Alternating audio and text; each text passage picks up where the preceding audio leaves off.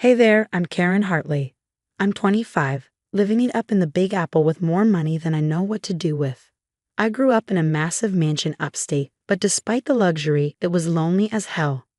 My parents, Richard and Eleanor Hartley, were always too busy jet-setting or closing deals to pay much attention to me. I was just a pawn in their game of high society chess.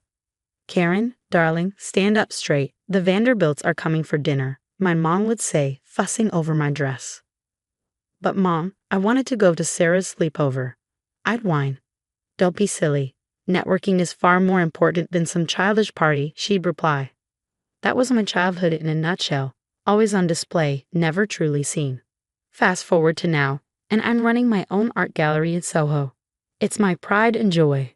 This is incredible, Karen. My best friend and assistant, Mia, gushed at our latest opening. You've really outdone yourself this time. I smiled, but even that small movement made me wince. Thanks, Mia. I just wish I felt as good as the gallery looks. Still not feeling great. Maybe you should see a doctor, she said, frowning with concern. I waved her off. It's probably just stress. You know how it is, burning the candle at both ends. But deep down, I knew it was more than that. For months, I'd been feeling off. Fatigue that sleep couldn't fix, hair falling out in clumps, and a constant queasy feeling in my stomach. Something was wrong, but I couldn't figure out what. Karen, darling. My mother's voice cut through the gallery chatter like a knife. There you are. Your father and I have been looking everywhere for you. I plastered on my best society smile. Mom, Dad, I'm so glad you could make it. My father's hand landed heavily on my shoulder. We wouldn't miss it for the world, Pumpkin. How are you feeling? I'm fine, just a bit tired. I lied, not wanting to give them the satisfaction of knowing I was struggling. Well, you must take better care of yourself, my mother tatted. Especially with your birthday coming up. Big changes ahead, you know. Right, my 26th birthday. The day I get full control of my trust fund. $50 million, all mine. No wonder my parents were suddenly so interested in my well-being. As the night wore on, the room started to spin. Voices blurred together, faces became smears of color. The last thing I remembered was Mia's panicked voice calling my name as the floor rushed up to meet me. Someone call an ambulance. And then darkness. Little did I know, this was just the beginning. My so-called perfect life was about to unravel, and the truth? Well, it was far more toxic than I could have imagined. The steady beep of a heart monitor pulled me from a foggy sleep. I blinked, trying to focus on the stark white ceiling above me. She's awake. My mother's shrill voice pierced through the haze. Doctor, come quickly. Suddenly, I was surrounded. My parents hovered like vultures, doctors poked and prodded, questions flew from all directions. How are you feeling, Miss Hartley? Can you tell us what happened? Do you remember fainting at the gallery? I groaned, overwhelmed. Can everyone just give me a minute? The room cleared, leaving only my parents and one persistent doctor. Sweetheart, we've been so worried. My father said, his voice dripping with concern that felt oddly out of place. I narrowed my eyes. How long have I been here? 3 days, the doctor chimed in. We've run a battery of tests, but so far, everything's inconclusive. Great, just great. Days blurred together. More tests, more questions, but still no answers. My parents were constantly at my bedside, fussing over me in a way they never had before. It was unsettling. Mia visited whenever she could, bringing updates from the gallery and a much-needed sense of normalcy. Don't you think it's weird? She whispered one day, glancing at my parents, who were chatting with a nurse outside. They've never been this attentive before. I shrugged. Maybe they're just worried. But Mia's words planted a seed of doubt. It wasn't until a week into my hospital stay that things took a turn. A new doctor breezed into my room with an air of confidence and piercing blue eyes. Miss Hartley, I'm Dr. Alex Foster. I specialize in toxicology, and I'd like to run a few additional tests. Something about his demeanor made me sit up straighter. Toxicology? You think I've been poisoned? He smiled enigmatically. Let's not jump to conclusions. I just want to cover all our bases. As he left, a memory hit me like a truck. My 18th birthday, the day I gained partial access to my trust fund. You're an adult now, Karen, my father had said, champagne in hand. But remember, the bulk of your inheritance is still locked up tight until you're 26, For your own good, of course. I've been so naive then, so trusting. But now, I called Mia the moment I was alone. I need you to do something for me. It's unconventional. Anything, she replied without hesitation. I want you to hire a private investigator to look into my parents' finances. There was a pause. Karen, are you sure? I've never been more sure of anything in my life. The next few days were a whirlwind. Dr. Foster ran his tests, and Mia reported back with alarming findings from the PI. Mounting debts, failed investments, my parents teetering on the edge of financial ruin. And then the bombshell. I found these in your apartment, Maya said, holding up a bag of pills. They were hidden in your vitamin bottle, Karen. They're not vitamins. My blood ran cold. Just then, Dr. Foster walked in, his face grim. Miss Hartley, I have your test results. I'm afraid it's not good news. I steel myself, already suspecting what you was about to say. You've been subjected to long-term arsenic poisoning. Someone has been slowly killing you. The world stopped. Everything clicked into place. The sudden attentiveness, the financial troubles, my upcoming birthday and full access to the trust fund. My own parents have been poisoning me. We need to be smart, Dr. Foster whispered, his eyes darting to the door. If they suspect we're onto them. I nodded, a lump forming in my throat. What's our next move? Over the next few weeks, we gathered evidence like spies in our own twisted family drama. Jake, our private investigator, delivered the final blow one rainy afternoon. There's a life insurance policy, he said, his voice heavy.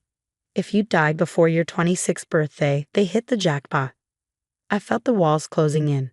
Every memory, every interaction with my parents was now tainted with suspicion. It was time for the final act. The family dinner was set. My parents arrived, all concerned looks and gentle touches. Karen, darling, my mother cooed, adjusting my pillows. You really should eat more. You're wasting away. I forced a weak smile. It's hard to keep anything down these days. My father patted my hand. Now. Positive thinking, remember? You'll bounce back in no time. I took a deep breath, steeling myself. Actually, I wanted to talk to you both about after. After what, sweetheart? My mother asked, her voice unnaturally high. After I'm gone, I said softly. The doctors say, well, you know. The room fell silent. I could almost hear their hearts racing. I've been thinking about the trust fund, I continued, and your financial situation. My father's grip on his fork tightened. Karen, you shouldn't worry about such things. But I do, I pressed. I want to know you'll be okay, that it will all be worth it. Worth what? My mother asked sharply. I met her gaze. The tea, the special vitamins, all your efforts. The color drained from their faces. My father recovered first, his lawyer instincts kicking in. I'm not sure what you're implying, he said stiffly. We've only ever wanted what's best for you. Like the life insurance policy I didn't know about. I countered. My mother's hand flew to her throat. How did you? It doesn't matter. I cut her off. What matters is why. Why would you do this to your own daughter? The facade crumbled. My mother's eyes filled with tears, but not of remorse, of frustration. You don't understand, she hissed. We had no choice. The debts, the lifestyle we built. We did it for you, my father interjected, his voice tight, to secure your future. I laughed bitterly. By ending it? It wasn't supposed to be like this, my mother wailed. It was just supposed to make you sick enough to what? I spat. Sign everything over to you. Die conveniently before my birthday.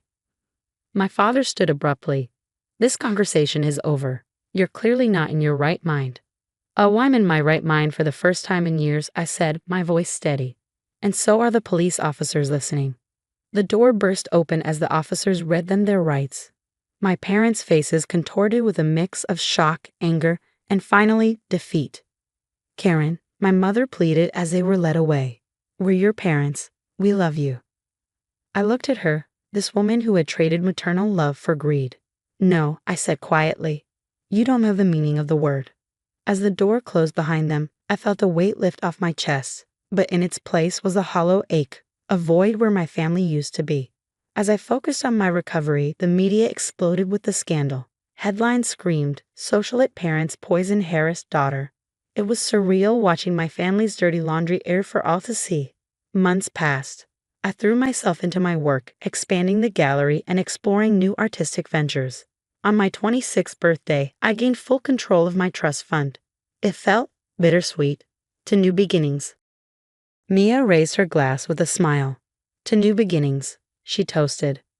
And to true family, I added, clinking my glass against hers. Mia, I said, turning to her, how would you feel about becoming my business partner? Her eyes widened in surprise. Are you serious? Dead serious, I grinned. I couldn't have gotten through this without you, and you're brilliant at what you do. She hugged me tightly. I'd be honored. As we pulled apart, I caught sight of Dr. Foster, Alex, across the room. He smiled and made his way over. Congratulations, Karen, he said warmly. How does it feel to be 26? Better than I ever imagined, I replied, suddenly aware of how close we were standing. Our relationship had grown over the past months, shifting from doctor-patient to something more. A few days later, Mia burst into my office, tablet in hand. Saf, you need to see this, she exclaimed, pulling up a news article. The headline read, Disgraced lawyer Richard Hartley scammed in prison, loses hidden assets. I skimmed the article, emotions swirling inside me. Karma, I guess, I murmured. There's more, Maya said, swiping to another article. Eleanor Hartley sentenced to 15 years for attempted murder of Harris' daughter. I sat back, processing. I should feel happy about this, right? Vindicated. Mia squeezed my shoulder. You can feel however you want to feel, Sophie. Months turned into years. My business thrived, and my relationship with Alex deepened, but there was still one loose end to tie up. The prison visiting room was cold and sterile. My parents sat across from me, looking older and defeated. Karen, my mother breathed, her voice shaking. We're so sorry. Can you ever forgive us? I looked at them, these strangers who shared my blood. I'm not here for your apology, I said calmly. I'm here to say goodbye. But we're your parents, my father protested weakly. I stood, my voice steady. No, you're not. You lost that right when you decided your greed was more important than my life. Please, my mother sobbed. We love you. Love isn't supposed to hurt like this. Goodbye. As I walked out of the prison, I felt lighter. The last chains of my past had finally broken. Ahead of me stretched a future full of possibility, built on my terms, with people who truly cared. I took a deep breath of fresh air. For the first time in my life, I was truly free. The story has come to an end. Now I have a question for you. If you were in my shoes, could you ever forgive parents who tried to murder you for money? Or is some betrayal too deep for forgiveness? Share your thoughts in the comments below.